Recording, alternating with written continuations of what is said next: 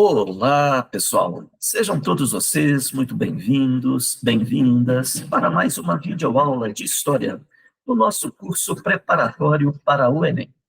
O tema da nossa videoaula de hoje será a expansão marítima. Vamos focar na realização dos tratados de limites estabelecidos entre portugueses e espanhóis. E então, preparados? Vamos lá! Então, a expansão marítima portuguesa, que tem o mesmo objetivo da expansão marítima espanhola, é o Oriente. Só que os portugueses levaram praticamente 80 anos para chegar no Oriente. E o Colombo, supostamente, em 9 semanas. Ah, não. Então, tem terras por aí ao Ocidente? Tem. E eu quero também. Então, nesse momento, o que nós vamos ter? O rei da Espanha, para garantir o controle das terras a ocidente, por onde o Colombo passou, chamou o Papa, que é uma autoridade respeitada também pelos portugueses, para estabelecer um tratado de limites, uma linha que dividisse o Atlântico. Terras a serem descobertas por portugueses, a leste dessa linha, e terras a serem descobertas pelos espanhóis, a oeste da linha. O que nós vamos ter? A igreja sugeriu um tratado conhecido como Bula Intercetera. Então, você pega aqui Cabo Verde, que é um arquipélago de Portugal, navega 100 léguas, uma légua tem 6 quilômetros, você navega 600 quilômetros e traça a linha divisória. Essas terras a serem descobertas nesse escopo, nesse espaço de 100 léguas de Cabo Verde, serão de Portugal. E as terras a serem descobertas a oeste dessa linha serão da Espanha. Portugal falou, não, Papa, está errado. Eu já navego por aqui, ó, a 100 léguas de Cabo Verde, eu sei muito bem que aqui não tem terra a ser descoberta. Eu quero uma linha mais distante. Então, Portugal bateu o pé, não gostou do acordo do Papa, e aí a Espanha acabou concordando em fazer uma outra proposta, um outro tratado de limites. A linha de 100 léguas foi transferida para 370 léguas. Ah, bom, 3,7 vezes mais distante. Aí dá para conversar. Essa nova linha, esse novo tratado, o tratado celebrado entre Portugal e Espanha, o segundo tratado, foi celebrado na cidade espanhola de Tordesilhas. Então, Tordesilhas é o nome da cidade.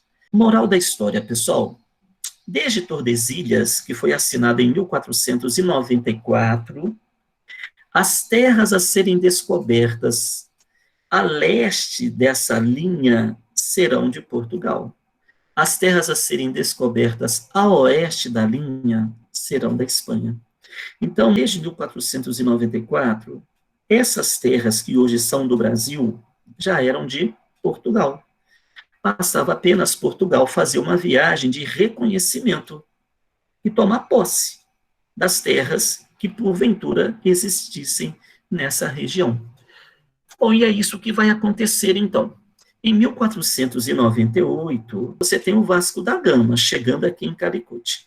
2 anos depois, o rei de Portugal, Dom Manuel, organizou uma baita esquadra. Você tem 13 caravelas, 1.500 tripulantes, boa parte dessa tripulação, geógrafos, cartógrafos e militares, que teriam, supostamente, um primeiro comando. Qual que é o comando? Primeiro, vocês vão para as Índias, entupir as caravelas de especiarias. Beleza. Mas quando vocês estiverem aqui em Cabo Verde, vocês vão distanciar 370 léguas e verificar se a 370 léguas de Cabo Verde existem terras. Porque se porventura existirem terras, essas terras são nossas. Então, a viagem de Cabral, pessoal, ela tem uma intencionalidade. Ela tem a intenção de verificar se existem ou não terras no contexto da linha de Tordesilhas. E, para a sorte de Cabral, você tem o Brasil. Então, primeiro, dizer que o Brasil foi descoberto por acaso, isso hoje, pessoal, já não é algo admissível. A hipótese que mais se admite hoje é a hipótese da intencionalidade, ou seja, Cabral tinha sim a intenção de chegar ao Brasil. Cabral, inclusive, saberia da existência dessas terras. Por quê?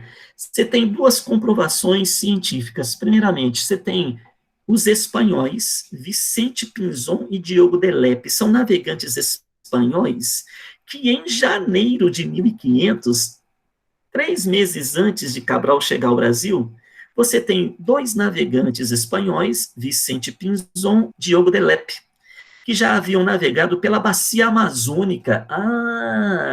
Então há terras aqui na América do Sul. Você tem navegantes espanhóis afirmando a existência de terras, e terras no sul da América. E essas terras podem estar a 370 léguas. Então, os espanhóis já haviam chegado ao Brasil. Outra comprovação é a viagem de Duarte Pacheco. Duarte Pacheco é um navegante português que, no mesmo ano em que Vasco da Gama chegou nas Índias, 1498, também nesse mesmo ano, o Duarte Pacheco chegou na região do Ceará. Então, você tem no litoral nordestino, aquela região já teria sido acessada. Então, a informação em segredo ao rei de Portugal, as informações dos espanhóis já davam sinais da existência de terras brasileiras. Moral da história, Esquadra de Cabral. Então, Cabral, se chega ao Brasil, não chega por acaso, tá? Existem fortes indícios da intencionalidade de Cabral nas terras brasileiras. Ele chega no dia 22 de abril, celebra 2 missas na região de Cabralha, e depois de celebrar as missas, ele vai para o Oriente, encher os navios portugueses de especiarias. Essa é a expansão marítima de portugueses e espanhóis. Como resultado, o que nós vamos ter? A transferência do comércio marítimo do Mediterrâneo para o Atlântico. Portugueses e espanhóis quebraram, enfim, o monopólio de árabes e italianos aqui na bacia do Mediterrâneo.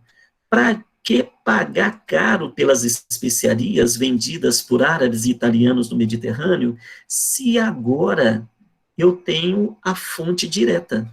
Agora eu posso comprar diretamente na fonte a um preço muito mais barato. Tanto para Portugal quanto para a Espanha, as especiarias ficaram mais baratas. Então, você tem a quebra do monopólio de árabes e italianos na bacia do Mediterrâneo, a transferência do eixo mercantil do Mediterrâneo para o Atlântico. Agora, quem manda no comércio marítimo não é mais o Mediterrâneo, é o Atlântico. Nós temos, naturalmente, a Europa se favorecendo, se capitalizando com as riquezas que a expansão marítima proporcionou para ela. A Europa, então, se capitaliza. Nesse momento, eu tenho a primeira referência de globalização da história. Quer dizer, a globalização que nós temos hoje, ela começa aqui, com a expansão marítima. É o primeiro momento de eurocentrismo. Agora, os dados negativos. A escravização dos africanos. Péssimo. Um desserviço à história da humanidade. A destruição dos astecas, maias e incas. Outro desserviço à humanidade. A destruição de civilizações pelos brancos europeus. A escravização dos negros da África. A imposição dos valores culturais aos sobreviventes. Quer dizer, não há uma relação de alteridade, de respeito em relação aos valores dos povos nativos. Muito bem, pessoal. Encerramos dessa maneira as nossas considerações sobre os tratados de limites estabelecidos entre portugueses e espanhóis. Na nossa próxima videoaula, vamos analisar o renascimento cultural. Inscreva-se na Espaço e Tempo. A história para quem quer compreendê-la. Muito obrigado pela atenção de todos vocês, um grande abraço e até a próxima.